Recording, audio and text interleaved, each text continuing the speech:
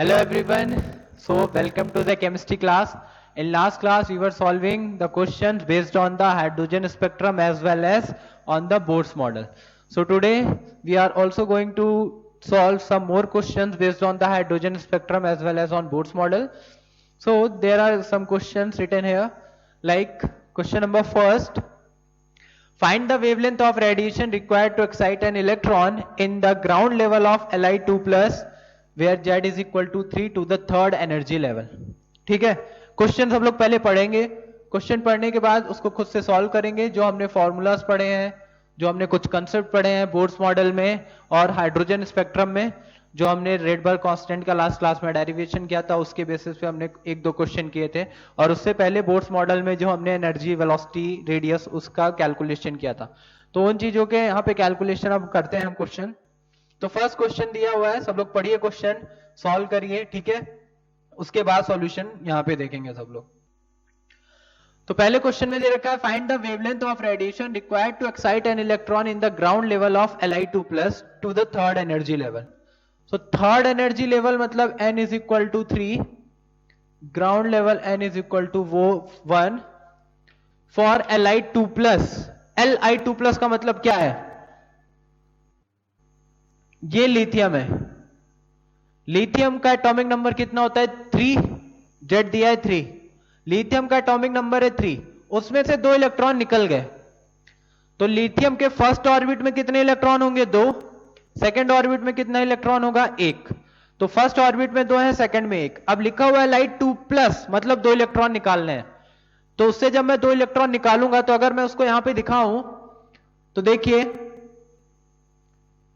ये मैं दिखा रहा हूं 1 इलेक्ट्रॉन जो n इज इक्वल टू 2 में है, और मान लीजिए ये 2 इलेक्ट्रॉन दिखा रहा हूं जो कि किस में प्रेजेंट है? n इज इक्वल टू 1 में. क्लियर? अब ये Li का एटम है, इससे 2 इलेक्ट्रॉन निकालने. तो सबसे पहले वैलेंस इलेक्ट्रॉन निकलेगा. वैलेंस इलेक्ट्रॉन सबसे पहले निकलेगा जो आउटर मोस्ट शेल का इलेक्ट्रॉन होगा. आउटर मोस्ट शेल में कितना इलेक्ट्रॉन है? 1 इलेक्ट्रॉन. वो इलेक्ट्रॉन बाहर निकल गया. फिर एक और इलेक्ट्रॉन बाहर निकाल रहे हैं. जब 2 इलेक्ट्रॉन निकाल देंगे तो उस पर चार्ज किया जाएगा Li2 प्लस, और उस पर बचेगा कितना इलेक्ट्रॉन? 1 इलेक्ट्रॉन. ये इलेक्ट्रॉन किस शेल में होगा? n इज इक्वल टू 1 में ही होगा, जो कि n इज इक्वल टू 1 हम यहां पे रिप्रेजेंट कर रहे हैं. तो n इज इक्वल टू 1 का जो बचा हुआ 1 इलेक्ट्रॉन है, वो इलेक्ट्रॉन यहां पे दिखा रहे हैं. उस इलेक्ट्रॉन के लिए बोल रहा है find the wavelength of radiation required to excite an electron in the ground level of Li2 plus. Li2 plus का ये जो इलेक्ट्रॉन है ग्राउंड लेवल में जब होगा तो n इज इक्वल टू 1 में होगा, क्योंकि बाकी 2 इलेक्ट्रॉन तो हम निकाल चुके हैं, वो बन गया Li2 plus to the third energy level. तो इसको यहां से एक्साइट करके थर्ड एनर्जी लेवल में लेके जाना है मुझे, और इसके लिए जो मैं एनर्जी यहां पे दूंगा इलेक्ट्रॉन को, सॉरी, जो एनर्जी मैं इलेक्ट्रॉन को यहां दे रहा हूं, इस एनर्जी का हमको क्या कैलकुलेट करना है? लैम्डा. किसका लैम्डा क्या होगा? तो हमने पढ़ा है ये एनर्जी जो होगी इन दोनों के डिफरेंस के इक्वल होगी, और इन दोनों के डिफरेंस के एनर्जी के इक्वल ही एनर्जी होगी जो एनर्जी को एब्जॉर्ब करेगा, और इस एनर्जी को एब्जॉर्ब करने के बाद वो n इज इक्वल टू 1 से n इज इक्वल टू 3 में चला जाएगा. और उसके लिए हमने क्या किया था? रेडबर्ग कांस्टेंट वाला डेरिवेशन किया था, रेडबर्ग इक्वेशन वाला. सो उसी का हम यूज करेंगे. 1 by lambda is equal to R. अब देखिए आर जेड स्क्वायर बनेगा 1 upon n1 square minus 1 upon n2 का स्क्वायर. हाइड्रोजन स्पेक्ट्रम में जेड की वैल्यू 1 हो जाती है, तो सीधा हम r 1 by n1 minus 1 by n2, तो हमें वो आदत पड़ जाती है, हम सीधा सीधा लिखते हैं 1 by lambda is equal to r 1 by n1 square minus 1 by n2 का स्क्वायर. बट जेड आपको लिखना है. अब यहां पे लिथियम Li3 प्लस दिया है, Li2 प्लस, जिसका जेड क्या है? 3 है. So 1 by lambda is equal to r, Z की वैल्यू डाल देंगे कितनी? 3 का स्क्वायर 1 बाई n1 का स्क्वायर. n1 क्या है? ग्राउंड स्टेट जो कि होगी 1. n2 क्या है? 3. So this will be 9 n2 का square. So 1 by lambda is equal to 9r 1 minus 1 upon 9. And आगे इसको सॉल्व करेंगे हम, तो हमारे पास मिलेगा 1 by lambda is equal to 9r into 9 minus 1 upon 9 मतलब 8 अपॉन 9. ये 9 से 9 कैंसिल आउट हो गया. सो लैम्डा 1 अपॉन 8r. ये लैम्डा आ गया, आर की वैल्यू रख दीजिए, उसको कैलकुलेट करके आप निकाल सकते हैं। सो ये क्वेश्चन समझ में आया सबको? Li2+ के लिए अब ये Li2+ क्यों बोल रहा है, Li क्यों नहीं बोला? क्योंकि Li2+ करेंगे तभी एक इलेक्ट्रॉन आएगा, और जो बोर्स मॉडल है वो किसके लिए एप्लीकेबल है? सिंगल इलेक्ट्रॉन सिस्टम के लिए ही एप्लीकेबल है। ये अभी हमने लिखा नहीं था, लेकिन हम इसको मैंने बताया था एक बार, फिर बता रहा हूं। बोर्स मॉडल क्या है? सिंगल इलेक्ट्रॉन सिस्टम के लिए ही एप्लीकेबल होगा, मतलब ऐसा सिस्टम जिसमें केवल एक इलेक्ट्रॉन हो। अगर मैं इसको Li, केवल Li लिख दूं, तो फिर ये हम जो पढ़ रहे हैं ये हम यहां पे अप्लाई नहीं कर सकते। हम तभी अप्लाई करेंगे जब ये Li2+ बन रहा है, यानी सिंगल इलेक्ट्रॉन सिस्टम के लिए। क्यों? क्योंकि जब सिंगल इलेक्ट्रॉन सिस्टम होगा, जो बोर्स मॉडल का हमने डेरिवेशन किया है, बोर्स मॉडल का डेरिवेशन देखा है सबने? बोर्स मॉडल के डेरिवेशन में हमने देखा था एक इलेक्ट्रॉन था, न्यूक्लियस के साथ उसका अट्रैक्शन फोर्स, फिर सेंट्रीपिटल फोर्स, उसके बेसिस पे हमने क्वांटाइजेशन ऑफ एंगुलर मोमेंटम का यूज किया था और वेलोसिटी, रेडियस वगैरह निकाली थी। तो Bohr's model single electron system, मतलब ऐसा सिस्टम जिसमें एक इलेक्ट्रॉन हो। अगर एक से ज्यादा इलेक्ट्रॉन प्रेजेंट है किसी में, जैसे ये नॉर्मल Li होता, Li2+ ना होके ओनली Li होता, तो 3 इलेक्ट्रॉन होते, तब बोर्स मॉडल नहीं लगता। तो अगर एक से ज्यादा इलेक्ट्रॉन है सिस्टम में तो बोर्स मॉडल एप्लीकेबल नहीं होगा। नोट डाल के चाहे इसी क्वेश्चन के नीचे आप लिख लीजिए कि Bohr's model is only applicable for single.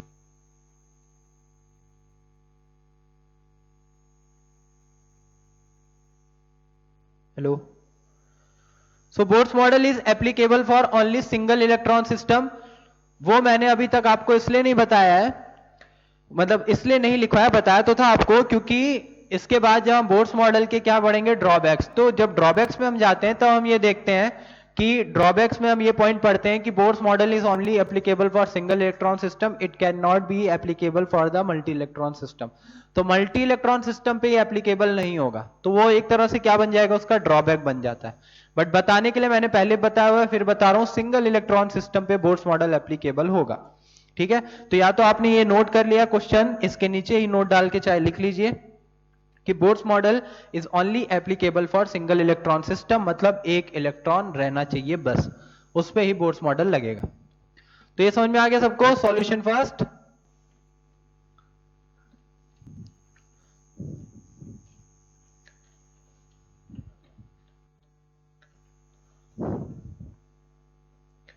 Then second की बात करते हैं, सेकंड सॉल्व करते हैं। सेकंड देखिए क्या है। The ionisation energy of hydrogen atom is 13.6 electron volt. Hydrogen atom, यह हाइड्रोजन का एटम दिखाया, इसके पास एक इलेक्ट्रॉन है, इसके इलेक्ट्रॉन को हम बाहर निकालेंगे, दिस इज सिंगल इलेक्ट्रॉन, इस इलेक्ट्रॉन को हमें बाहर निकालना। तो ionisation energy of hydrogen atom is 13.6 electron volt. तो हाइड्रोजन एटम के लिए जो एनर्जी हम पढ़ते हैं, क्योंकि ये n=1 में ही होता है, ये हम हाइड्रोजन का एटम है, this is hydrogen atom, n=1, तो एनर्जी हम क्या लिखते हैं, -13.6 Z²/n², EV। Z हाइड्रोजन के लिए 1, n भी होगा 1, सो एनर्जी क्या हो जाएगी, -13.6 इलेक्ट्रॉन वोल्ट, क्योंकि Z की वैल्यू 1, n की वैल्यू 1।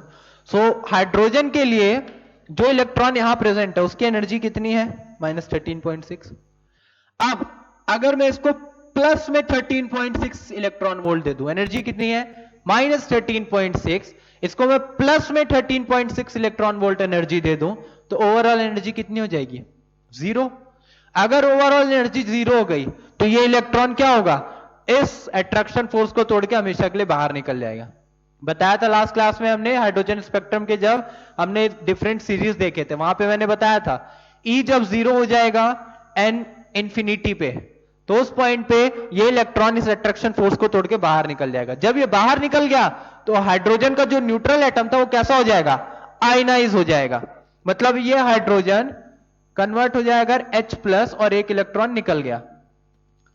तो इलेक्ट्रॉन निकल गया, तो एक आइसोलेटेड एटम से इलेक्ट्रॉन को बाहर निकालने के लिए, हमेशा के लिए बाहर निकालना है, किसी एक्साइटेड स्टेट में नहीं भेज रहे हैं।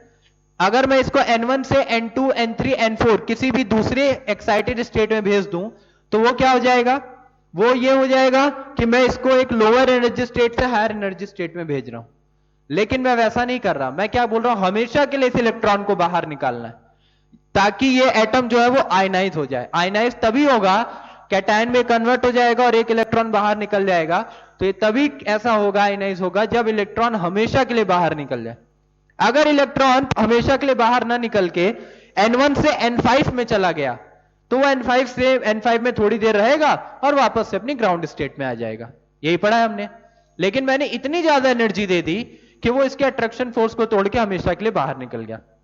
सिंपल, जैसे हमारा प्लेनेटरी सिस्टम हम बोलते हैं, जैसे आपने देखा होगा कि अगर हम अर्थ है और अर्थ के सराउंड में जो हम डिफरेंट सैटेलाइट्स भेजते हैं, तो डिफरेंट सैटेलाइट्स क्या एक स्पीड से मोशन कर रहा है। अगर उसकी स्पीड को बढ़ाएं तो थोड़ा सा दूर हो जाएगा और अर्थ से ग्रेविटेशनल उस जो फोर्स है वो उसको पुल कर रहा है, करेक्ट। सो हम उसकी स्पीड बढ़ाते जा रहे, एक पॉइंट पे हमने उसको इतनी ज्यादा एनर्जी दे दी कि वो क्या करेगा, अर्थ के ग्रेविटेशन फोर्स को तोड़ के बाहर निकल गया। और एक बार वो बाहर निकल गया अर्थ के ग्रेविटेशन फोर्स से, तो फिर वापस अर्थ उसको नहीं खींच सकता, करेक्ट। तो जब तक अर्थ के ग्रेविटेशन फोर्स में है, तो जितना पास होगा अर्थ के उतना ज्यादा ग्रेविटेशन फोर्स लग रहा है। दूर होता जाएगा, ग्रेविटेशन फोर्स कम होता जाएगा। तो दूर होगा कैसे, हमको उसको एनर्जी प्रोवाइड करनी पड़ेगी, है ना। हम डिफरेंट सैटेलाइट्स लॉन्च करते हैं, जैसे हमारा मार्स मिशन था। मार्स मिशन में हमने क्या किया था, जो हमने मार्स में सैटेलाइट भेजा था उसके लिए क्या किया था हमने, धीरे धीरे हर रिवॉल्यूशन के बाद उसकी हमने एनर्जी बढ़ाई होगी। आपने एनिमेशन में देखा होगा या मूवीज में देखा होगा। तो उसकी एनर्जी हम बढ़ाते गए और एक टाइम के बाद वो अर्थ के ग्रेविटेशनल फोर्स को तोड़ के बाहर निकल गया और मार्स की तरफ चला गया, करेक्ट। ये सेम चीज यहां पे हो रही है। अगर मैं कम एनर्जी दूंगा तो हो सकता है N1 से N2 में जाए, और एनर्जी दूंगा इस इलेक्ट्रॉन को तो हो सकता है N1 से N4 में चला जाए, N5 में चला जाए। लेकिन मैंने इसको इतनी ज्यादा एनर्जी दे दी कि इसकी टोटल एनर्जी जब जीरो हो जाएगी तो ग्रेविटेशन फोर्स को तोड़ के बाहर निकल जाएगा और ये एटम जो हाइड्रोजन का ये आयनाइज हो जाएगा, करेक्ट। सो ये आयनाइज होगा। तो यही बोल रहा है कि आयनाइजेशन एनर्जी मतलब एक आइसोलेटेड एटम से इलेक्ट्रॉन को हमेशा के लिए मैं बाहर निकाल दूं, उसको आयन में कन्वर्ट कर दूं, वो होती है ionisation energy. So ionisation energy of hydrogen atom is this. ये तो आपको पता ही है कि ऑब्वियस सी बात है, हाइड्रोजन के लिए, हाइड्रोजन को जो इलेक्ट्रॉन है वो फर्स्ट ऑर्बिट में, उसकी एनर्जी है टोटल -13.6 इलेक्ट्रॉन वोल्ट। तो इसको अगर मैं 13.6 प्लस एनर्जी में प्रोवाइड कर दूंगा तो ओवरऑल एनर्जी हो जाएगी 0, यानी ये इलेक्ट्रॉन हमेशा के लिए बाहर निकल जाएगा, जिसकी वजह से टोटल एनर्जी क्या हो जाएगी 0। सो आयनाइजेशन एनर्जी ये है। क्वेश्चन में आपको पूछ रहा है आयनाइजेशन एनर्जी ऑफ एलाइड 2+ is equal to question mark है। तो एलाइड 2+ के लिए आयनाइजेशन एनर्जी क्या होगी। अब एलाइड 2+ की बात कर रहा है। एलाइड 2+ मतलब फिर से एक इलेक्ट्रॉन ही होगा, एक ही इलेक्ट्रॉन होगा और उसके लिए आयनाइजेशन एनर्जी, तो उसकी जब हम एनर्जी निकालेंगे तो आएगा -13.6 Z²/n²। अगेन हम क्या यूज कर रहे हैं, बोर्ड्स मॉडल यूज कर रहे हैं फॉर एलाइड 2+, क्योंकि सिंगल इलेक्ट्रॉन सिस्टम है। बोर्ड्स मॉडल का हमने फॉर्मूला लगाया।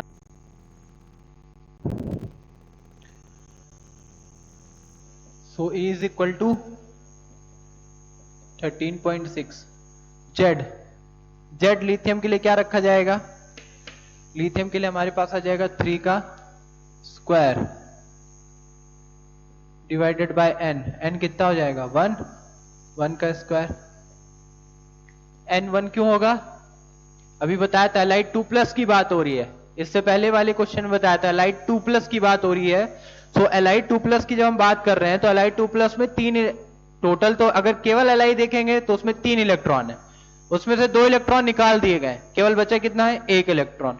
और वो इलेक्ट्रॉन किसमें होगा, फर्स्ट ऑर्बिट में ही बचा होगा, फर्स्ट ऑर्बिट में प्रेजेंट होगा। तो उसके लिए आयनाइजेशन एनर्जी हमें कैलकुलेट करनी है। So E is equal to -13.6, n की वैल्यू ये हो गया 9 इलेक्ट्रॉन वोल्ट। इसको आप मल्टीप्लाई कर लीजिए, कितना आ जाएगा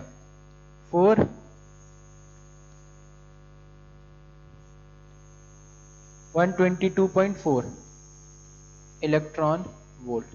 सो इतनी एनर्जी है, किसकी ये एनर्जी है, ये एनर्जी उस इलेक्ट्रॉन की। अगर मैं यहां पे दिखाऊं बोर्ड पे देखिए सब लोग, सो ये तो केवल एक इलेक्ट्रॉन दिखा रहा हूं जो मैं इस ऑर्बिट में प्रेजेंट है, n = 1 में इस ऑर्बिट में एक इलेक्ट्रॉन प्रेजेंट है, और ये हम बात कर रहे हैं एलाइड 2+ की। तो क्वेश्चन बोल रहा है एलाइड 2+ के इस इलेक्ट्रॉन को हमेशा के लिए बाहर निकालना है। तो कितनी एनर्जी लगेगी, आयनाइजेशन एनर्जी पूछा है, ताकि Li3+ में कन्वर्ट हो जाए। जो इलेक्ट्रॉन घूम रहा है, जो इलेक्ट्रॉन इस फर्स्ट ऑर्बिट में है एक बचा हुआ, उसकी एनर्जी कितनी है, -122.4 इलेक्ट्रॉन वोल्ट। जैसे यहां पे हाइड्रोजन एटम के लिए फर्स्ट ऑर्बिट में थी -13.6, तो इसको +13.6 की रिक्वायरमेंट थी, ताकि ओवरऑल एनर्जी क्या हो जाए, 0, और ये इलेक्ट्रॉन हमेशा के लिए बाहर निकल जाए। ये इलेक्ट्रॉन हमेशा के लिए बाहर निकल गया तो टोटल इलेक्ट्रॉन क्या होगा, हमेशा के लिए बाहर चला जाएगा, तो आयनाइजेशन एनर्जी आ जाएगी वो, और ये एटम किस में कन्वर्ट हो जाएगा, आयंस में कन्वर्ट हो जाएगा। सिमिलरली इस इलेक्ट्रॉन को निकालने के लिए जो टोटल एनर्जी लगेगी वो कितनी हो जाएगी, प्लस के साथ। So ionisation energy of Li2+ is equal to +122.4 electron volt. ये हो गई आयनाइजेशन एनर्जी Li2+ के लिए। क्लियर है सबको? बोर्ड्स मॉडल का यूज करके हम ये कैलकुलेट कर रहे हैं कि जो इलेक्ट्रॉन है इसकी इस ऑर्बिट में एनर्जी कितनी है। यही फॉर्मूला पढ़ा था हमने बोर्ड्स मॉडल में, उसकी हेल्प से हम कैलकुलेट करेंगे, और वो कैलकुलेट करने के बाद फिर जितनी वैल्यू आ रही वो निगेटिव में, उतनी ही हम पॉजिटिव एनर्जी दे देंगे, तो ओवरऑल एनर्जी हो जाएगी 0। और जब ओवरऑल एनर्जी 0 होगी, मतलब वो इलेक्ट्रॉन न्यूक्लियस के अट्रैक्शन फोर्स को तोड़ के बाहर निकल जाएगा। ये हमने डिस्कशन किया था। आयनाइजेशन एनर्जी ऑफ Li2+ क्या हो जाएगा, 122.4 इलेक्ट्रॉन वोल्ट। जल्दी से नोट करिए सब लोग।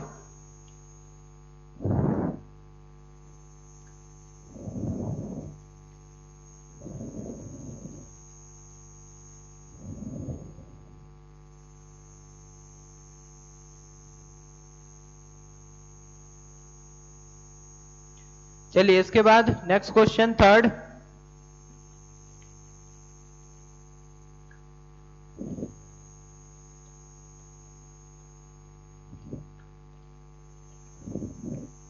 थर्ड क्वेश्चन का डिस्कशन करते हैं। थर्ड क्वेश्चन में हमें क्या क्या दिया गया है, वेरी इंपॉर्टेंट, ध्यान से समझिए। सॉल्यूशन थर्ड की बात कर रहे हैं अभी। A spectral line in the spectrum of hydrogen atom has a wave number of 1522.22 1522.22 centimeter inverse. The transition responsible for this radiation, तो इस रेडिएशन के लिए जो ट्रांजिशन रिस्पॉन्सिबल है वो हमें बताना है। समझ में आया क्या क्वेश्चन बोल रहा है? क्वेश्चन ये बोल रहा है कि ये दो ट्रांजिशन स्टेट हो सकती हैं, ये हो गई N1, ये हो गई N2। A spectral line in the spectrum of hydrogen atom has a wave number of this। तो मैं मानता हूं N2 से N1 में आया इलेक्ट्रॉन, तो कुछ एनर्जी यहां पे इमिट करेगा। जो एनर्जी ये इमिट कर रहा है रेडिएशन के फॉर्म में, इसका जो वेव नंबर है वो क्वेश्चन में दिया है 1522.22 centimetre inverse. The transition responsible for this radiation is question mark. तो इस रेडिएशन के लिए जिसका वेव नंबर ये है, इसके लिए जो ट्रांजिशन रिस्पॉन्सिबल है वो हमें बताना है, यानी N2 N1 की वैल्यू क्या होगी, वो ट्रांजिशन बताना है हमको, वो N2 N1 बताना है, जिसकी वजह से ये जो रेडिएशन इमिट करेगा उस रेडिएशन का वेव नंबर ये हो। क्या करेंगे अब, कैसे सॉल्व करेंगे? सो हमें वेव नंबर दे रखा है 1522.22 सेंटीमीटर इनवर्स। ठीक है, हम लैम्डा कैलकुलेट करें। सो लैम्डा क्या हो जाएगा, लैम्डा इनवर्सली प्रोपोर्शनल टू क्या होता है, वेव नंबर, ये हमने पढ़ा है। सो लैम्डा अगर कैलकुलेट करेंगे तो आ जाएगा 1/1522.22। यहां से अगर हम लैम्डा कैलकुलेट करें इसको डिवाइड करके, तो जो उसकी वैल्यू आती है वो वैल्यू आ रही है 6.6 इंटू 10⁻⁻5। 6.6 इंटू 10⁻⁻5 सेंटीमीटर, क्योंकि ये सेंटीमीटर में दिया था। सो लैम्डा मीटर में अगर निकाले तो आएगा 6.6 10⁻। मीटर निकालने के लिए क्या करेंगे, अगर सेंटीमीटर से मीटर में कन्वर्ट करना है 10⁻⁻2 का मल्टीप्लाई हो जाएगा, सो 10⁻⁻7 मीटर। लैम्डा ये आ गया। अब इस लैम्डा से कुछ आपको आइडिया लग रहा है ये लैम्डा क्या रिप्रेजेंट कर रहा है? यहीं से आंसर आपका निकलेगा। और किसी तरीके से हम, क्योंकि हमारे पास दो वेरिएबल है और हमारे पास इक्वेशन एक ही बनेगी, क्योंकि हमको केवल क्या दिया हुआ है, वेव नंबर। तो इक्वेशन एक बनने वाली है, दो वेरिएबल्स आपके पास हैं, तो आपको दोनों कैसे निकलेंगे उसके लिए आपको कुछ और सोचना पड़ेगा। अब यहां से लैम्डा आया है 6.6 10⁻⁷ मीटर। अब यहां से हमें एक आइडिया लग रहा है कि विजिबल रेंज हमने पढ़ा था इलेक्ट्रोमैग्नेटिक रेडिएशन में, विजिबल लाइट की जो रेंज होती है, विजिबल रेंज, वो होती है 4 इंटू 10⁻⁻7 मीटर से 7.5 इंटू 10⁻⁻7 मीटर, मीटर के रिस्पेक्ट में। और एंगस्ट्रॉम में देखा था हमने तो कितना आया था, 4000 एंगस्ट्रॉम टू 7500 एंगस्ट्रॉम। सो ये विजिबल लाइट की रेंज होती है। और जो लैम्डा ये इमिट कर रहा है वो आ रहा है 6.6 10⁻⁻7। तो ये लैम्डा इसके बीच में ही आएगा, 4 और 7.5 के बीच में ही तो आएगा 6.6, करेक्ट। सो यानी ये जो लाइट ये इमिट कर रहा है, जब N2 से N1 में ट्रांजिशन हो रहा है, तो जो रेडिएशन ये इमिट कर रहा है इस वेव नंबर का, उसका जो लैम्डा है वो विजिबल लाइट का है। और बात हो रही है किसकी, हाइड्रोजन एटम के स्पेक्ट्रम के। हाइड्रोजन एटम के स्पेक्ट्रम में अगर विजिबल लाइट आती है तो वो कौन सी सीरीज बनेगी, बामर सीरीज, लाइमन सीरीज अल्ट्रावायलेट में, बामर सीरीज विजिबल में, एंड बाकी सारी किस में जाएंगी, इंफ्रारेड रेडिएशन में, विजिबल रेंज में। सो दिस रेडिएशन, कौन सा रेडिएशन, जो रेडिएशन यहां इमिट हो रहा है, lies in Balmer series of hydrogen spectrum. So this radiation lies in Balmer series of hydrogen spectrum. For Balmer series के लिए N1 क्या होता है, फिक्स होता है 2, एंड N2 हमें पता नहीं है, सो वो कैलकुलेट। तो इन दो वेरिएबल में से एक वेरिएबल हमें पता चल गया, N1 2 होगा। कैसे पता चला, हमने इस वेव नंबर की हेल्प से लैम्डा निकाला, लैम्डा पता चला विजिबल रेंज का है, और मैंने बताया था कि विजिबल रेंज का होगा तो वो किस में लाइन में आएगा, बामर सीरीज में आएगा, और बामर सीरीज के 11 2 होता है, N2 कैलकुलेट करना है। अब N2 के लिए हम आगे फॉर्मूला लगा लेंगे और उसके बेस पे कैलकुलेट कर लेंगे। सो इसको मैं रफ करता हूं।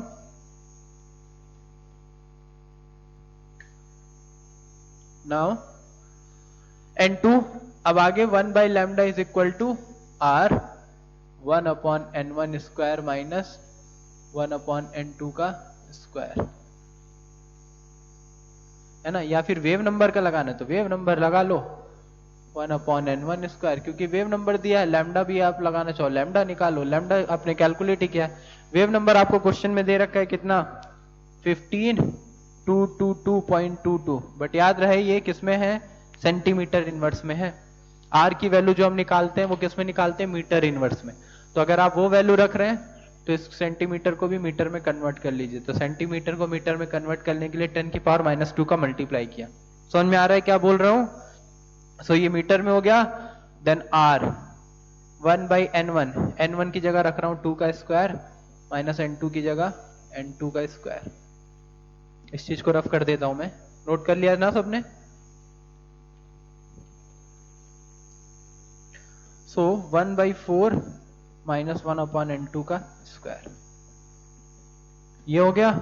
इस वैल्यू को हम 1522.22 into 10⁻⁻2 divided by R 1.097 into 10⁻7, ये आ गया 10⁻7 आ जाएगा, ये ऊपर जाएगा, ये हो जाएगा 1/4 माइनस 1/N2 का स्क्वायर, ये 1.097 है। 10⁻⁻2 का अगर मैं इधर मल्टीप्लाई कर दूं तो ये हो जाएगा 152.22।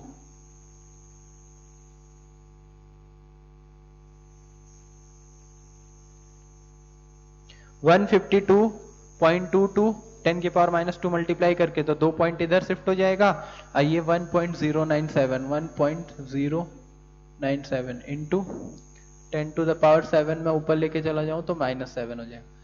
अब इसको आप डिवाइड कर लीजिए, डिवाइड करके देखिए कितना आता है। ठीक है, कैलकुलेशंस में टाइम लगेगा, मैं यहाँ पे सीधा लिख दे रहा हूं इसका आंसर क्या आ रहा है। So answer will be around N2 is equal to 3। इसको आप सॉल्व करिएगा आगे, ठीक है, मैं ये छोड़ रहा हूं, डिवाइड करना आप डिवाइड करेंगे आप 1.09 है, 1.1 लेके 152 पॉइंट, ठीक है, उसको डिवाइड करेंगे, फिर अंडर रूट निकालेंगे यहाँ से n2, तो n2 ओवरऑल फाइनल आएगा around 3. So transition will takes place from 3 to 2. So transition कहां से कहां के लिए हो जाएगा, 3 से 2 के लिए. क्वेश्चन समझ में आया सबको? तो ये क्वेश्चन बहुत इंपॉर्टेंट है. ठीक है, वेव नंबर के हेल्प से हमने लैम्डा निकाला, उससे हमने पता किया कि किस सीरीज की लाइन है, और फिर उस सीरीज का इक्वेशन यूज करके हम आगे यहाँ पे सॉल्व कर रहे हैं. तो 3 से 2 का ट्रांजिशन हो जाएगा. क्लियर? चलिए नोट कर लीजिए. अब मैं कुछ और क्वेश्चन यहाँ पे लिखता हूं, फिर उसको हम सॉल्व करेंगे.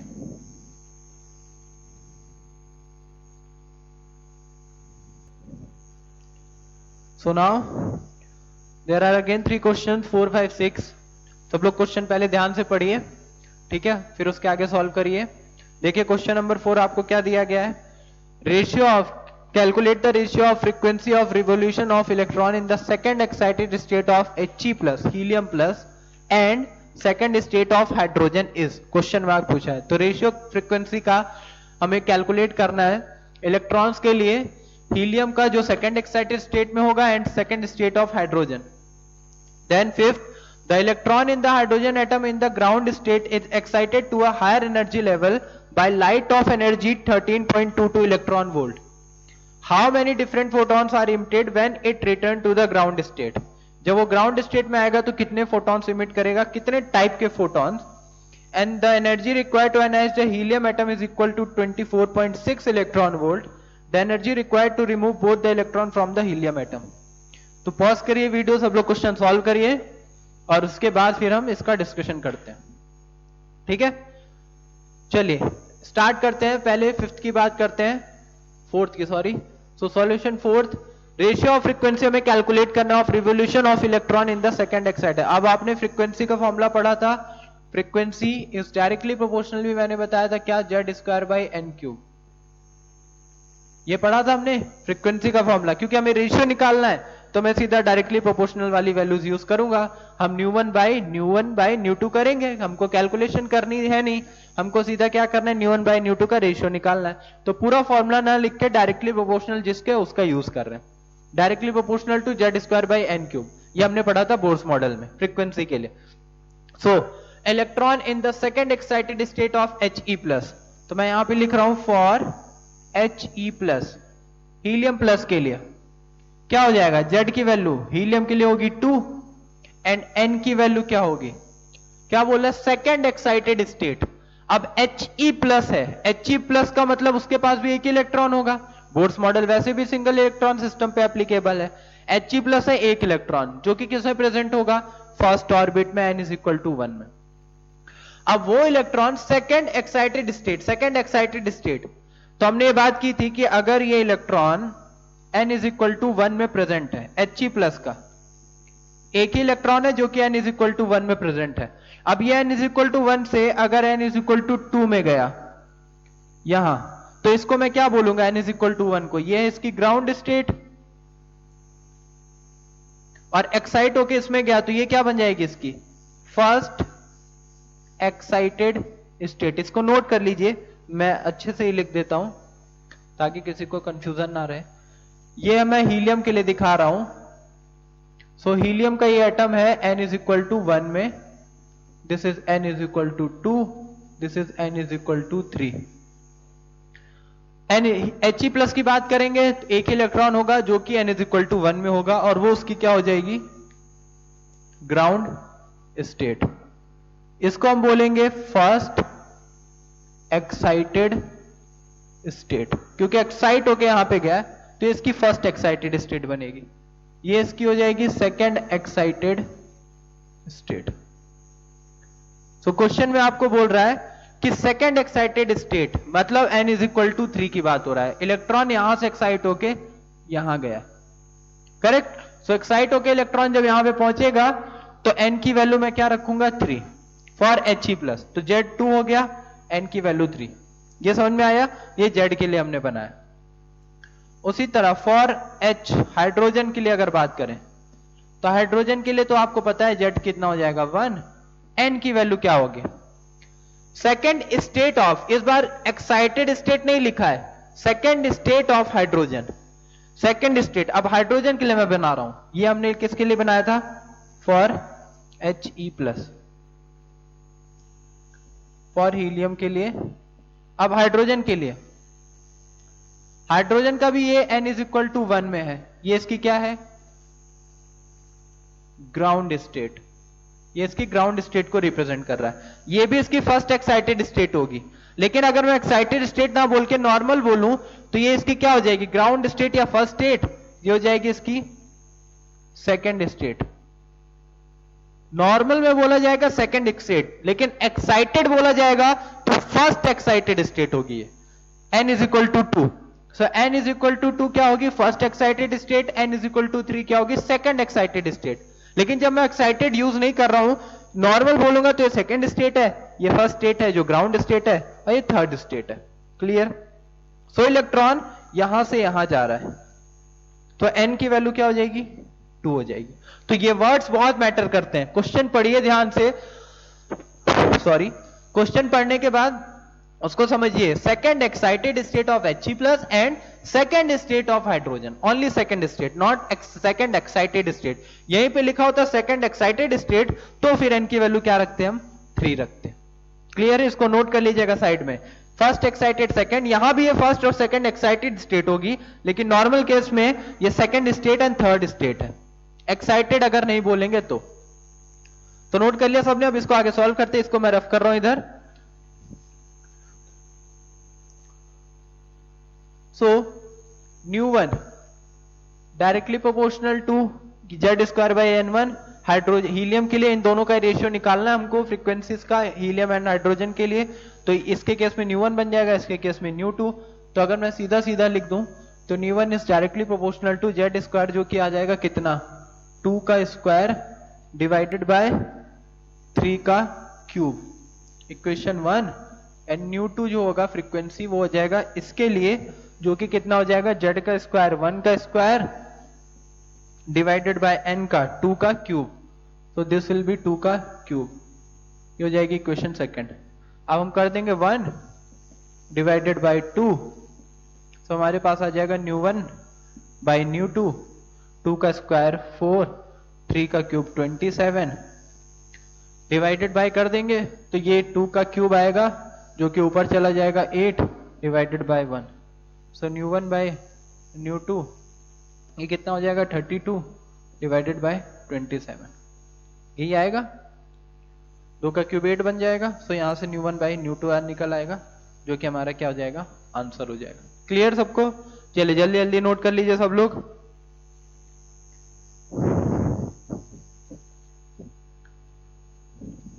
समझ में आ गया सबको ये?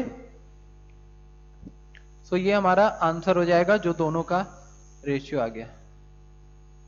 तो इस तरह क्वेश्चन सॉल्व करना है। पूरा न्यू फ्रीक्वेंसी का हमने फॉर्मूला इसीलिए नहीं रखा था क्योंकि हमको रेशियो निकालना था, तो दोनों में कैंसिल आउट हो जाता। तो केवल जो वेरिएबल्स है उन पे डिपेंड करेगा, Z एंड N पे। बाकी तो कांस्टेंट वैल्यू होती है, तो रेशियो निकालते टाइम वो कैंसिल आउट हो जाएगी। तो केवल वेरिएबल्स हमने रखा और दोनों के केसेस में वो वैल्यूज डाल के हमने दोनों का रेशियो कैलकुलेट कर लिया। चलिए अब नेक्स्ट क्वेश्चन करते हैं, फिफ्थ।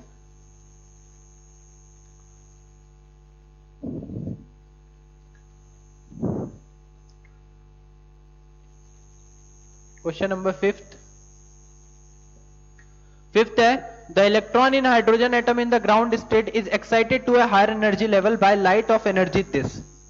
सो ये electron in hydrogen atom in the ground state में n is equal to 1, hydrogen की बात हो रही है, इलेक्ट्रॉन यहां प्रेजेंट है, is excited to a higher energy level. इसको एक हायर एनर्जी लेवल में भेजा जा रहा है, इसको मैं रिप्रेजेंट कर रहा हूं n2 से, bye light of energy this.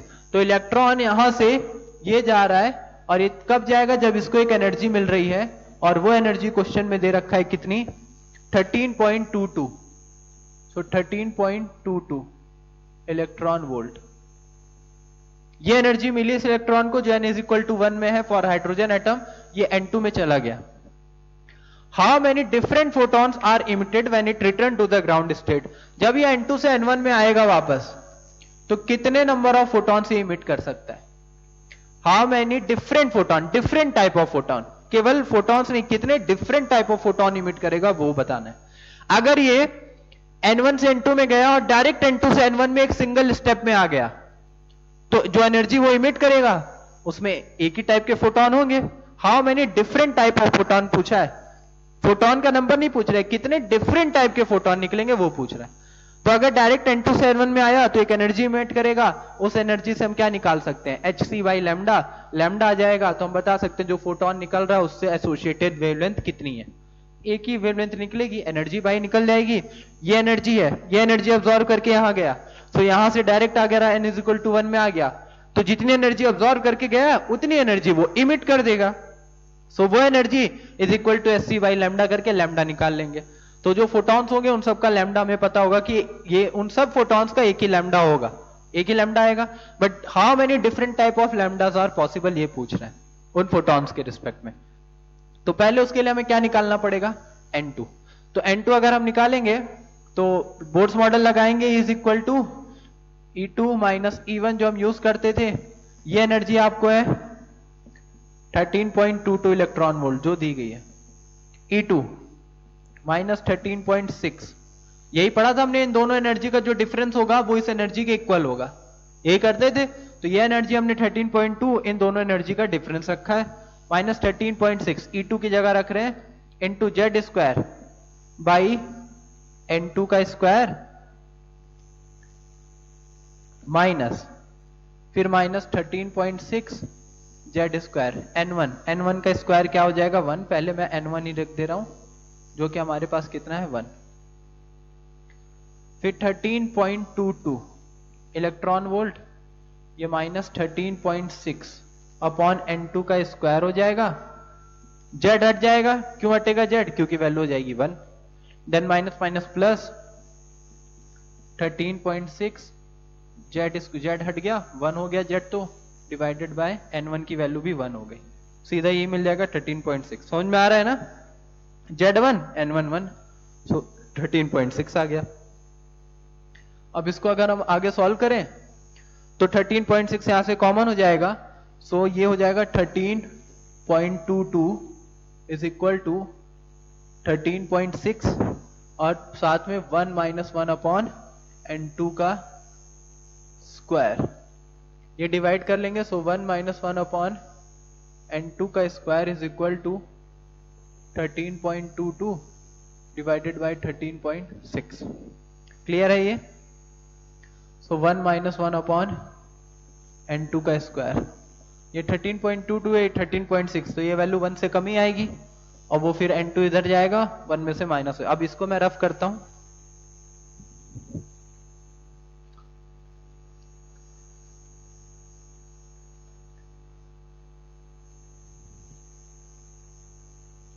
So ये वैल्यू आप डिवाइड करेंगे और आगे कैलकुलेट करेंगे, तो मैं सीधा आगे लिख दे रहा हूं कि आपको सॉल्व करने पे कितना मिलेगा।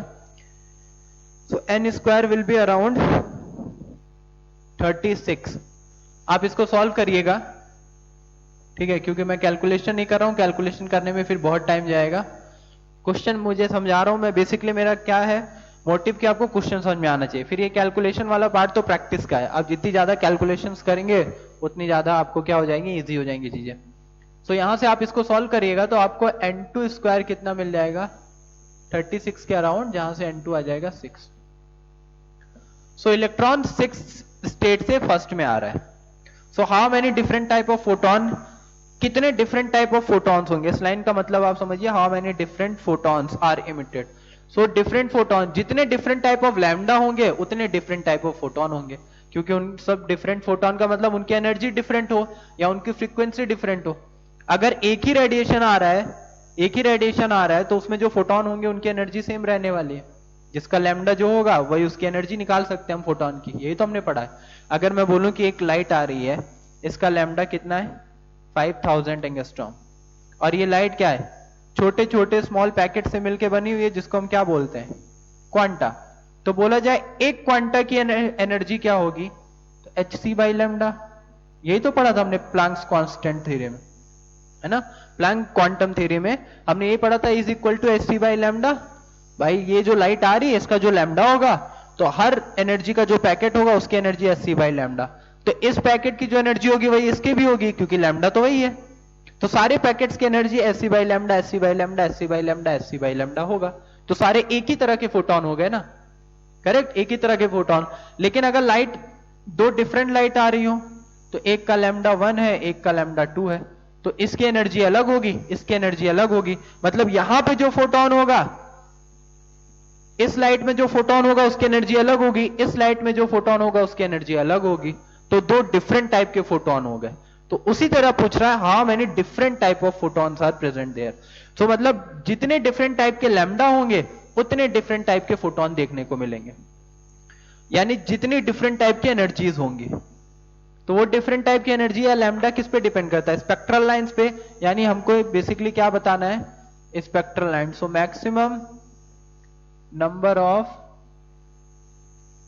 स्पेक्ट्रल लाइंस क्या हो जाएगा? n-1/2। ये कब यूज करते थे? जब ग्राउंड स्टेट, यानी कि जो हमारी लोअर स्टेट होगी, स्टेशनरी स्टेट, वो क्या होगी? Ground state n=1। तो वैसे भी 6 से 1 में आ रहा है, वही पूछा था। तो n की जगह 6 इंटू 6 माइनस 1/2, ये कितने आ जाएगा? 6 इंटू 5/2, 30/2, 15। सो 15 डिफरेंट स्पेक्ट्रल लाइंस बनेंगे, ठीक है। 15 डिफरेंट स्पेक्ट्रल लाइंस बनेंगी जब वो 6 से 1 में आएगा, और उसमें डिफरेंट टाइप के फोटॉन्स देखने को मिलेंगे। जैसे मैं आपको अगर यहां पे बना के दिखाऊं, दिस इज n=6। अब मैं एनर्जी का डिफरेंस के नहीं वहां पे दिखा रहा हूं। n=1, n=2, 3, 4, 5। अब यहां पे एनर्जी का डिफरेंस सबसे ज्यादा होगा जो हमने पढ़ा है, लेकिन वो डिफरेंस मैं यहां पे नहीं दिखा रहा हूं क्योंकि मैं बस स्पेक्ट्रल लाइन यहां पे बना रहा हूं, ठीक है। कितनी बनेंगी? सो 6 से 1 में आने के लिए तो एक डायरेक्ट आई, एक ये आई, एक ये आई, एक ये और एक ये तो 5 लाइमन की हो जाएंगी।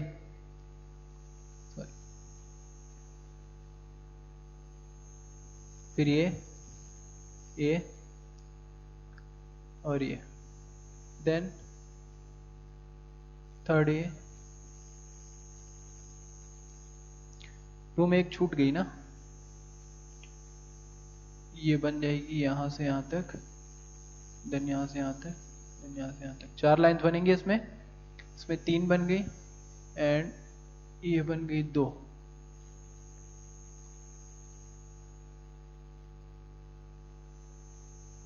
यहां बन गई 1।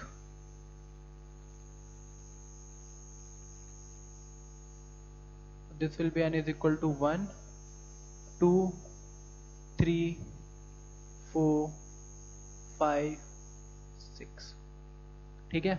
ये बन गई। सो 6 से 1 में आने के लिए ये डिफरेंट लाइन है, ये लाइमन सीरीज बनेगी, ये बामर, ये पास्चन, ये ब्रैकेट, ये पी फंड, ठीक है। Total number of spectral lines कितनी बन जाएंगी? Total number of spectral lines is equal to, calculate 5 + 4 9 + 3 12 + 2 14 + 1 15, सो 15। तो यहां से जब यहां की जो एनर्जी होगी, ये इन दोनों एनर्जी का डिफरेंस वो अलग होगा, इन दोनों के एनर्जी का डिफरेंस अलग होगा, इन दोनों की एनर्जी का डिफरेंस अलग होगा, इन दोनों की एनर्जी का डिफरेंस अलग होगा। तो जो जो लाइंस हमने बनाई है वो सारी डिफरेंट डिफरेंट एनर्जी को रिप्रेजेंट कर रही है। डिफरेंट एनर्जी मतलब डिफरेंट लैम्डा, डिफरेंट लैम्डा। तो जब हम इसको स्पेक्ट्रोस्कोप या प्रिज्म से पास करेंगे तो अलग अलग लैम्डा के अकॉर्डिंग क्या होती है? डिफरेंट लाइन बनती है, तो सबकी अलग अलग लाइन देखने को मिलेगी। तो इसी को हम बोले डिफरेंट स्पेक्ट्रल लाइंस, यानी स्पेक्ट्रोस्कोप से देखने पे हमें डिफरेंट स्पेक्ट्रल लाइन दिखेंगी क्योंकि सबका लैम्डा अलग अलग है। तो जितने टाइप के लैम्डा होंगे उतने टाइप के फोटॉन्स बन जाएंगे। सो 15 डिफरेंट टाइप ऑफ फोटॉन्स यहां पे हमको देखने को मिलेंगे। क्लियर हुआ सबको ये? So how many different photons are emitted when it returns to the ground state? So 15 different type of photons will be emitted here. Clear सबको? चलिए इसको रफ करते हैं।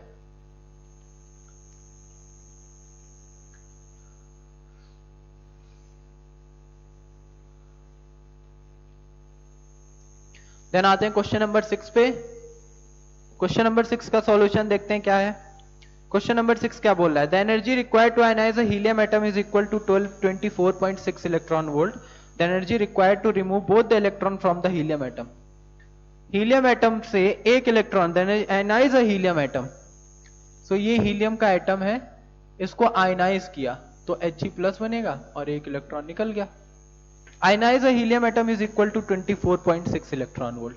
तो मैं यहां लिख दे रहा हूं आयनाइजेशन एनर्जी 1, इसको 1 से रिप्रेजेंट कर रहा हूं, this is equal to 24.6 electron volt. 1 का मतलब एक इलेक्ट्रॉन निकाला। हीलियम में कितने इलेक्ट्रॉन होते हैं? 2। एक इलेक्ट्रॉन निकाला है, जिसके लिए ionization energy 24.6। The energy required to remove both the electron, both the electron निकालना है तो He+ से एक और इलेक्ट्रॉन निकाल देंगे तो ये बन जाएगा He2+ plus 2 electron. Correct. So the energy required to remove both the electron from the helium atom, वो हमें बतानी है। इसको मैं बोल रहा हूं आयनाइजेशन एनर्जी 2। ये मुझे नहीं पता है। अब बोथ द इलेक्ट्रॉन निकालने के लिए, दोनों इलेक्ट्रॉन निकालने के लिए टोटल एनर्जी कितनी लगेगी? तो अगर मैं दोनों एनर्जी को ऐड कर दूंगा तो टोटल एनर्जी क्या हो जाएगी? यानी यहां से यहां पहुंचना है, He से He2+ पे मुझे पहुंचना है, मुझे दोनों इलेक्ट्रॉन निकालने हैं। तो पहले एक इलेक्ट्रॉन ये निकला, फिर एक और इलेक्ट्रॉन ये निकला, सॉरी दिस इज 1 इलेक्ट्रॉन। तो एक इलेक्ट्रॉन और निकल के He2+ से He2+ जाने के लिए टोटल एनर्जी कितनी लगेगी? इन दोनों का एडिशन हो जाएगा। अब पहला तो ये दे रखा है, यहां पे क्या करेंगे? अब ये बन गया क्या? He+ का मतलब सिंगल इलेक्ट्रॉन सिस्टम, और सिंगल इलेक्ट्रॉन सिस्टम पे हम बोर्ड्स मॉडल लगा सकते हैं। सो He+ पे जब हम बोर्ड्स मॉडल लगा के इसकी एनर्जी कैलकुलेट कर सकते हैं कि अगर मैं यहां पे बनाऊं He, सो ये एक इलेक्ट्रॉन है, दिस इज रिप्रेजेंटिंग He+। एक ही इलेक्ट्रॉन होगा जो कि n=1 में होगा। ठीक है, तो इसको बाहर निकाल के He2+ बनाना है। तो इस इलेक्ट्रॉन की एनर्जी कितनी होगी? तो सिंगल इलेक्ट्रॉन सिस्टम हो गया, बोर्ड्स मॉडल एप्लीकेबल हो जाएगा, तो एनर्जी हो जाएगी -13.6। क्योंकि इलेक्ट्रॉन वोल्ट में दे रखे तो इलेक्ट्रॉन वोल्ट वाले फॉर्मूला लगाते हैं, Z²/n²। इतना इलेक्ट्रॉन वोल्ट होता है, E -13.6। जेड की वैल्यू क्या रखी जाएगी? जेड क्या रिप्रेजेंट कर रहा है? Atomic number. हीलियम का एटॉमिक नंबर क्या है? 2। तो 2 का square divided by n, n क्या रिप्रेजेंट कर रहा है? 1। ये हो गया 1 का स्क्वायर, इतना इलेक्ट्रॉन वोल्ट। सो एनर्जी यहाँ पे कितनी आ जाएगी? ये हो जाएगा -13.6 इंटू 4 इलेक्ट्रॉन वोल्ट। सो इसको मल्टीप्लाई करेंगे अगर हम, तो हमारे पास कितना आ जाएगा? इज इक्वल टू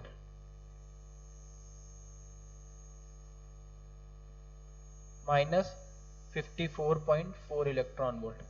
अब ये इसकी एनर्जी है, -54.4 इलेक्ट्रॉन वोल्ट। बोर्ड्स मॉडल से हमने इसकी एनर्जी निकाल ली इस इलेक्ट्रॉन की। अब इस इलेक्ट्रॉन को बाहर निकालना है मुझे, तो कितनी एनर्जी लगेगी? So ionisation energy for He+ is equal to, ionisation energy for He+ is equal to कितनी हो जाएगी? +54.4 इलेक्ट्रॉन वोल्ट। तो He+ के लिए जो आयनाइजेशन एनर्जी हो जाएगी वो कितनी हो जाएगी? प्लस के साथ, क्योंकि जो इलेक्ट्रॉन है उसकी एनर्जी ये है माइनस में, तो उतनी एनर्जी मैं दे दूंगा तो वो इलेक्ट्रॉन बाहर निकल जाएगा। सो ये नोट कर लीजिए आप। नोट कर लिया सबने? मैं इसको रफ करता हूं, फिर यहीं पे लिख देता हूं 24.6।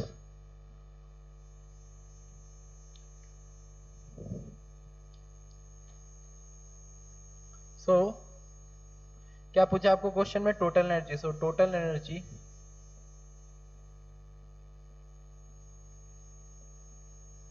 which is required, so total energy which is required to remove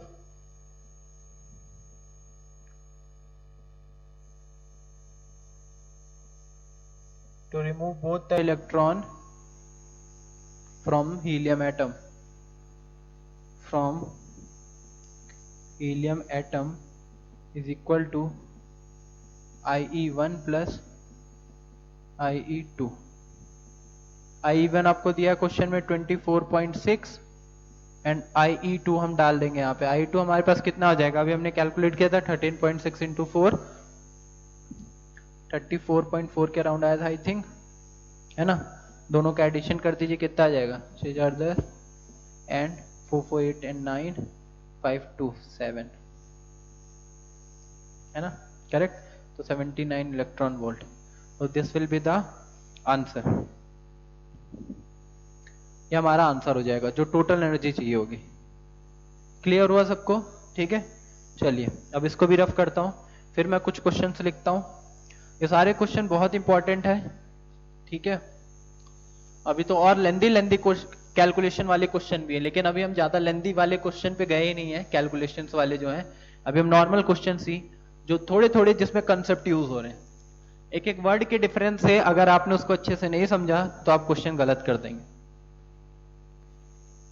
चलिए कुछ और क्वेश्चन मैं लिखता हूं, फिर उनको हम सॉल्व करते हैं।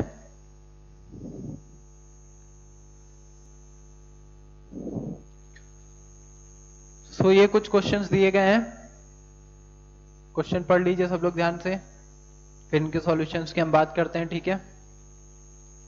ये आपका होमवर्क है, मैं आपको समझा दे रहा हूं कैसे करना है सबको, ठीक है। क्वेश्चन पढ़ लीजिए। पहला क्वेश्चन क्या है? Calculate the wavelength and wave number, this is and. ये तो सबको क्लियर हो गया होगा अब तक, मैं एंड ऐसे ही लिखता हूं। Calculate the wavelength and wave number of the spectral line when an electron of hydrogen atom falls from a higher energy state n is equal to 3 to n is equal to 2। so पहले का यहां पे मैं solution लिख रहा हूं, मैं hints दे रहा हूं, सबको करके आना ही है, एग्जैक्ट कैलकुलेशन करनी है, कैलकुलेट करके निकालना है। फर्स्ट क्वेश्चन में n is equal to 3 to n is equal to 2, this is n is equal to 3 and n is equal to 2। किसके लिए बात हो रही है? हाइड्रोजन एटम के लिए, हाइड्रोजन स्पेक्ट्रम की। Calculate the wavelength and wave number of spectral line when an electron of hydrogen fall from higher energy state। n is equal to 3 से n is equal to 2 में electron आता है, गिरता है, तो जो एनर्जी वो यहाँ पे इमिट करेगा in the form of radiation, higher energy से लोअर एनर्जी में आएगा तो कुछ एनर्जी निकालनी पड़ेगी, कुछ एनर्जी वो इमिट कर रहा है, जो एनर्जी वो इमिट कर रहा है उसका वेवलेंथ एंड वेव नंबर। तो इसका आपको लैम्डा कैलकुलेट करना है एंड वेव नंबर कैलकुलेट करना है, ये दो चीजें कैलकुलेट करनी है, पहला हो गया। Then also calculate the energy of a photon to ionize this atom। अब ये जो एटम है, electron n is equal to 3 से 2 में आ गया, 2 में अभी है electron. also calculate the energy of a photon to ionize this atom by removing electron from second orbit। अब ये जो इलेक्ट्रॉन सेकंड ऑर्बिट में है, मैं ये इलेक्ट्रॉन दिखा रहा हूं, इसको दिखा रहा हूं n is equal to 2, 3 से 2 में गिरा तो कुछ एनर्जी इमिट किया, उसका लैम्डा वेव नंबर निकालना है। अब electron n is equal to 2 में आ गया है, इस n is equal to 2 से अब इस इलेक्ट्रॉन को हमेशा के लिए बाहर निकालना है, यानी इस हाइड्रोजन एटम को आयनाइज करना है। सो टू आयनाइज दिस एटम, इस एटम को आयनाइज करने के लिए इस इलेक्ट्रॉन को मुझे हमेशा के लिए बाहर निकालना पड़ेगा और उसके लिए मुझे कुछ एनर्जी देनी पड़ेगी। तो वो जो एनर्जी है उस एनर्जी को हमें कैलकुलेट करना है। Calculate the energy of a photon to ionise this atom by removing electron from second orbit. So ये एनर्जी कैलकुलेट करनी। समझ में आ गया सबको क्वेश्चन? तीन चीजें, लैम्डा, वी बार ये हो गया एंड देन ई। तो n इज इक्वल टू 3 से 2 में आ रहा है फॉर हाइड्रोजन, कुछ एनर्जी इमिट कर रहा है, उसका लैम्डा एंड वेव नंबर। जब ये 2 में आ गया, अब इस 2 से इस इलेक्ट्रॉन को हमेशा के लिए बाहर निकालना है, तो जो एनर्जी रिक्वायर्ड होगी वो होगी आयनाइजेशन एनर्जी, और वो आयनाइजेशन एनर्जी कितनी होगी ये कैलकुलेट करना है। क्लियर सबको पहला क्वेश्चन? ठीक है, ठीक है। आज हमने 6 क्वेश्चन किए थे, 7th क्वेश्चन हो गया, लेकिन ये मैं होमवर्क दे रहा हूं, तो होमवर्क के रिस्पेक्ट में आपका फर्स्ट क्वेश्चन हो गया। देन 8 की बात करते हैं। A hydrogen atom in the ground state it hit by a photon. Hydrogen atom में जो इलेक्ट्रॉन है वो एक फोटोन से हिट हो रहा है, this is n is equal to 1। यहां एक इलेक्ट्रॉन है, इस पे एक फोटोन आके हिट किया, उस फोटोन की कुछ एनर्जी होगी। A hydrogen atom in the ground state is hit by a photon exciting the electron to the third excited state। तो थर्ड एक्साइटेड स्टेट क्या आएगी? n is equal to 4, correct, क्योंकि n is equal to 1 ground state है, n is equal to 2 first excited state बनेगी, then n is equal to 3 second and n is equal to 4, ये बन जाएगा third excited state. So this is third excited state, this is third excited 4। तो एक electron है जो n is equal to 1 ground state में है, एक फोटोन आया, इसको हिट किया, जिससे ये कहां चला गया? n इज इक्वल टू 4 में, third excited state. The electron then drop to the second orbit. उसके बाद इलेक्ट्रॉन वापस से ड्रॉप होता है और कहां पे आता है? सेकेंड ऑर्बिट में। ये मैं बना रहा हूं, this is n is equal to 2, second orbit में ड्रॉप हुआ, 1 से 4 में गया एंड 4 से 2 में आया। Electron then drop to the second orbit. What is the frequency of radiation emitted and absorbed in the process? So एक एनर्जी यहां पे ये क्या कर रहा है, एब्जॉर्ब कर रहा है, तो उस एनर्जी की एक फ्रीक्वेंसी होगी, वो कैलकुलेट करना है.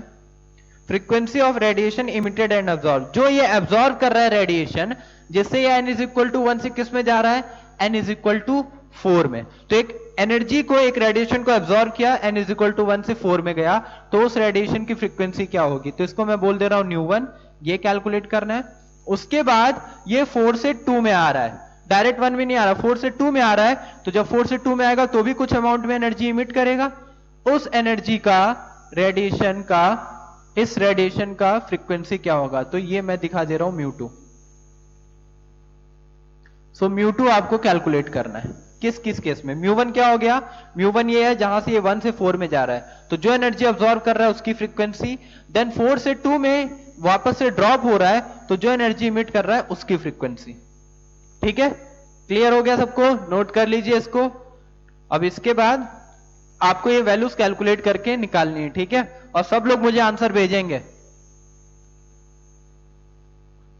देन थर्ड हमारे पास ये है, जो कि 9th है. थर्ड होमवर्क है आपका, calculate the wavelength emitted during the transition of electron in between two levels of Li2+. To levels of Li2+, इसको मैं बोल दिया N2, इसको मैं बोल रहा हूं N1. ये सारी चीजें मैं हिंट दे रहा हूं आपको, क्वेश्चन समझा रहा हूं कि क्या हो रहा है, फिर कैलकुलेट करना है आपको. Between two levels of Li2+, हमारे पास क्या है, Li2+. Li2+ का मतलब Z इज इक्वल टू 3. ठीक है, एटॉमिक नंबर 3 होगा, और Li2+ है मतलब सिंगल इलेक्ट्रॉन सिस्टम है, बोर्स मॉडल एप्लीकेबल होगा.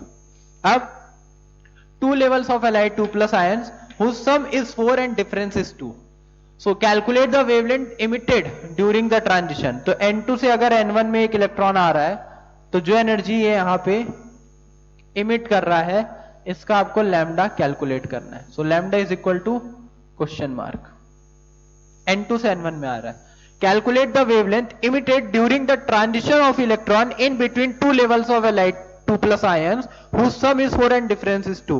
तो ये जो ट्रांजिशन हो रहा है N2 से N1 में, इसका जो सम है N2 plus N1 that is equal to 4 and N2 minus N1 is equal to 2. ये क्वेश्चन में दिया है. फिर से पढ़िए, calculate the wavelength emitted during the transition of electron.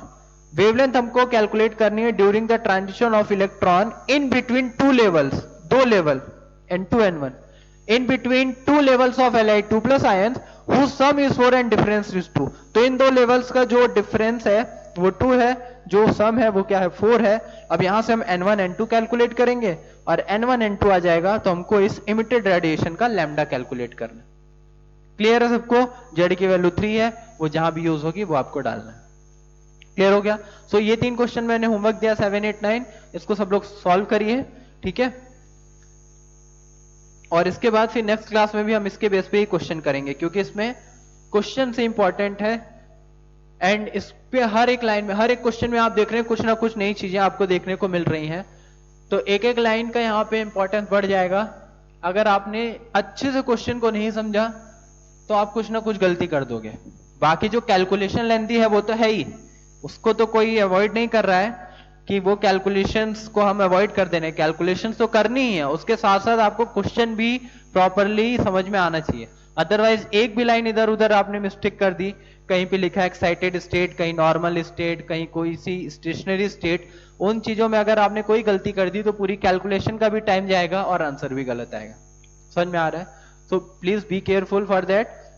और इसके बाद फिर मैं बोल रहा हूँ नेक्स्ट क्लास में हम इस पे क्वेश्चन ही करने वाले हैं, क्योंकि क्वेश्चन ही सबसे ज्यादा यहाँ पे इंपॉर्टेंट है with respect to Bohr's model and hydrogen spectrum. ठीक है, और इस जो होमवर्क दिया मैंने समझा दिया है, इसको सॉल्व करके सब लोग मुझे आंसर भेजेंगे. क्लियर?